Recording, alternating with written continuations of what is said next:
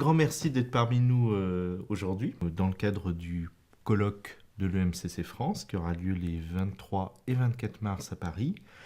Je crois que tu es encore président du SICFI pour quelques semaines et c'est avec grand plaisir que je te reçois et à ce titre et aussi au titre, on le verra avec mon collègue Philippe Torel, au titre aussi d'un animateur d'atelier dans le cadre de ce colloque. Alors, juste peut-être nous rappeler ce qui fait qu'à un moment, on a été amené à prendre contact et à envisager de jeter une passerelle entre nos deux organisations. Nos deux organisations aujourd'hui ont signé un partenariat et c'est toujours une question d'hommes et de temps aussi, puisque l'histoire a dû démarrer il y a 2-3 ans dans une région où tu étais en déplacement. Et puis, je dirais que l'élément déclencheur, ça a été au printemps 2017, puisque tu es venu à notre événement, notre colloque national, qui était les Printanières, organisé à Cabourg.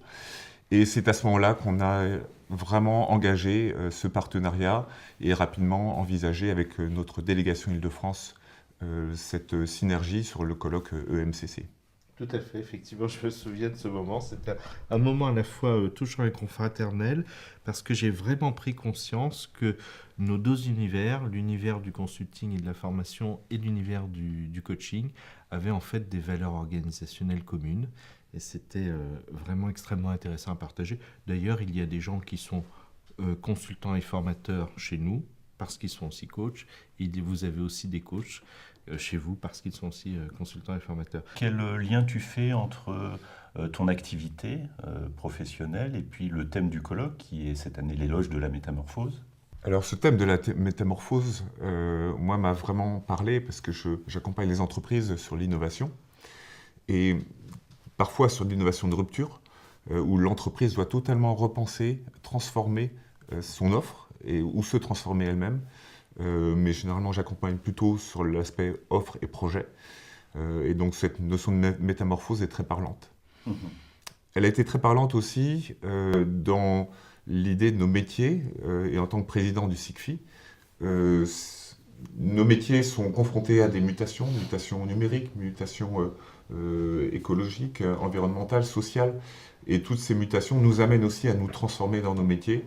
Donc à double titre, à la fois dans mon activité de consultant formateur, sur mon expertise innovation, et à la fois en tant que président du SICFI, sur la défense et l'évolution de nos métiers.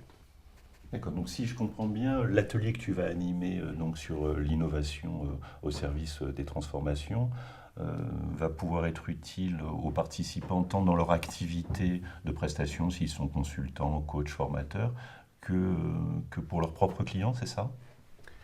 Oui, tout à fait.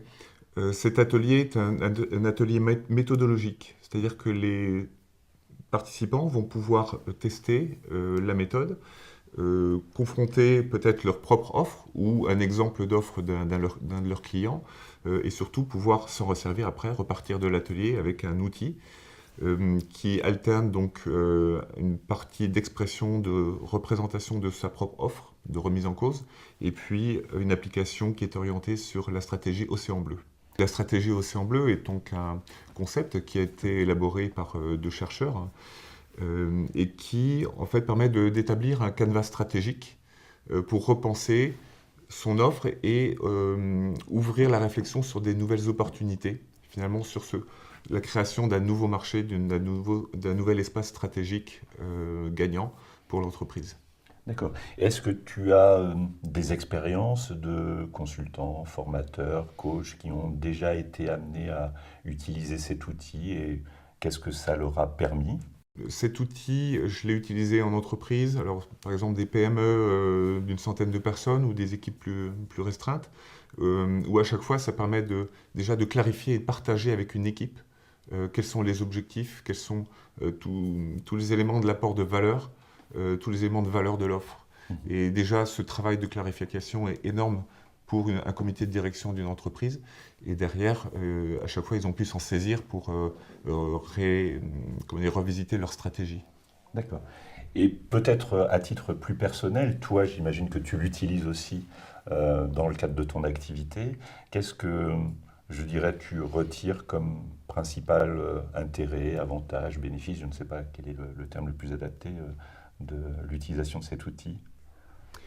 Alors j'ai une utilisation de cet outil particulière, notamment quand je suis en train de concevoir une formation sur mesure, où je repars du besoin, vraiment de l'objectif et de l'objectif pédagogique, et je redécline finalement l'offre de l'atelier, l'offre de la formation que je suis en train de concevoir, en termes de bénéfices pour le stagiaire qui va participer. L'atelier aura lieu donc le vendredi 23 mars et s'intitule « Repenser l'apport de valeur de mon offre ».